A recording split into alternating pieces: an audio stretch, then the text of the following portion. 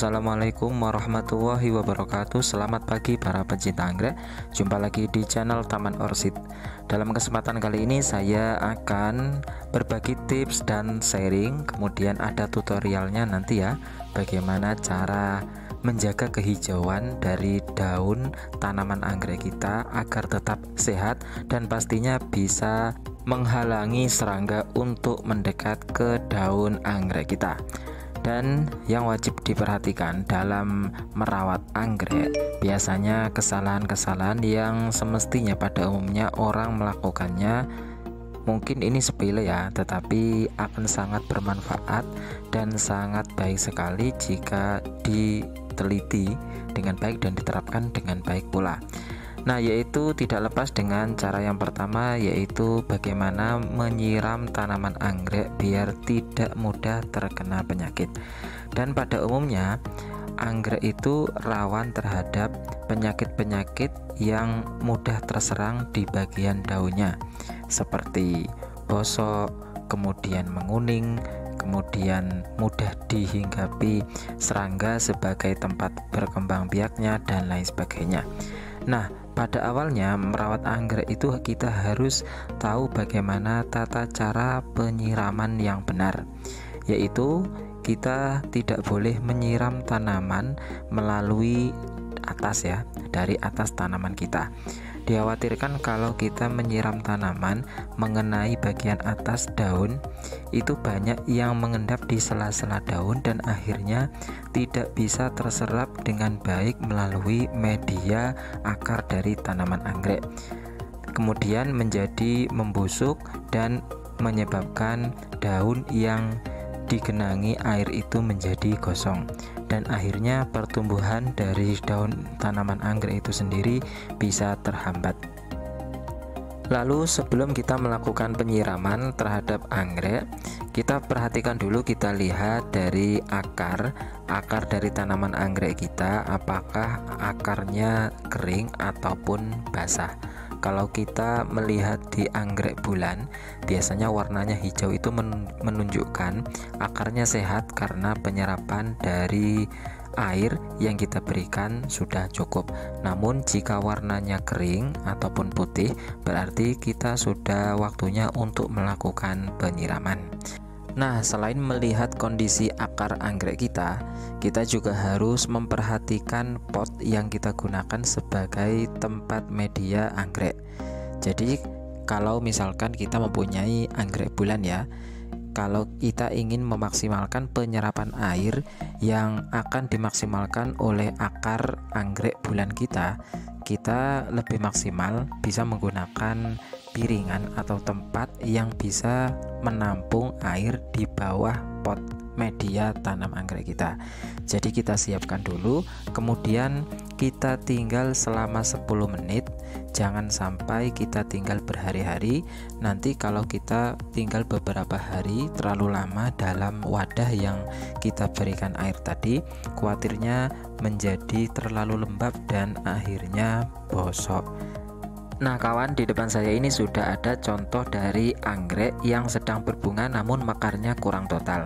Ini merupakan korban dari salah dalam tata cara penyiraman, yang mana ketika anggrek ini spek atau knop, ini jangan sampai terkena pupuk ataupun insek ataupun fungisida secara berlebihan.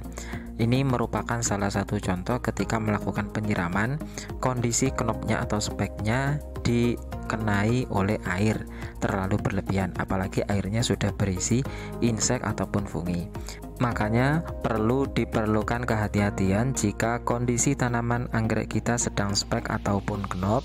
Jangan sampai kondisinya terkena penyiraman pupuk, insek ataupun fungisida secara berlebihan. Khawatirnya ketika mekar tidak sempurna. Nah kawan, di depan saya ini sudah ada jeruk nipis. Ini kita bisa memanfaatkannya sebagai pengusir serangga alami ya. Nah, selain bisa mengusir serangga, jeruk nipis ini juga bisa membersihkan daun-daun yang dijadikan sarang serangga agar daunnya bersih dan sehat kembali. Nah, caranya kita siapkan dulu wadah yang kita isi air sebanyak 200 ml. Kemudian kita kasih tetesan dari jeruk nipis ini 10 tetes saja. Dan jeruk nipis ini bisa kita jadikan sebagai pestisida alami yang bisa mengusir lalat buah yang biasanya menyerang buah atau daun pada tanaman kesayangan kita. Lalu kita aduk hingga merata.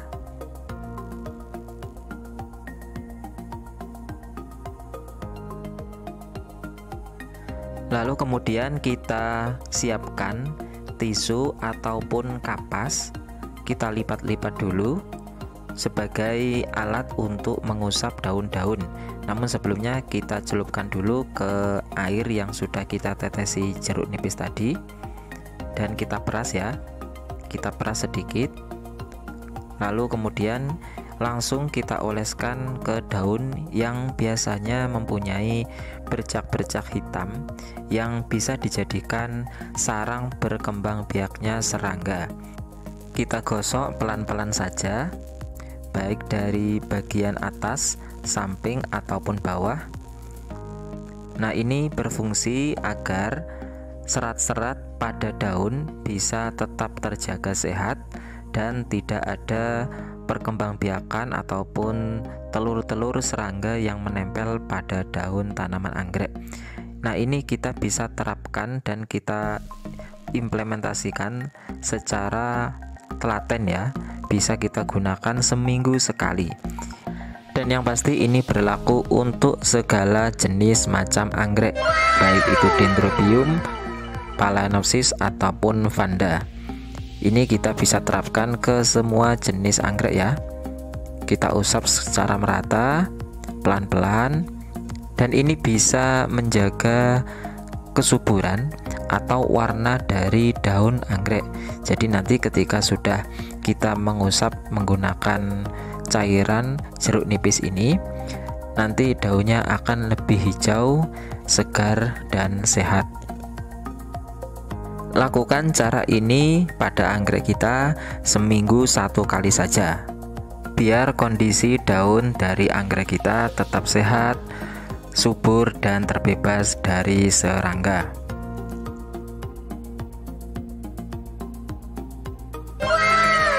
Oke kawan, itu tadi sedikit informasi, tips, dan tutorial dari saya yang jelas sangat mudah untuk dipraktekkan.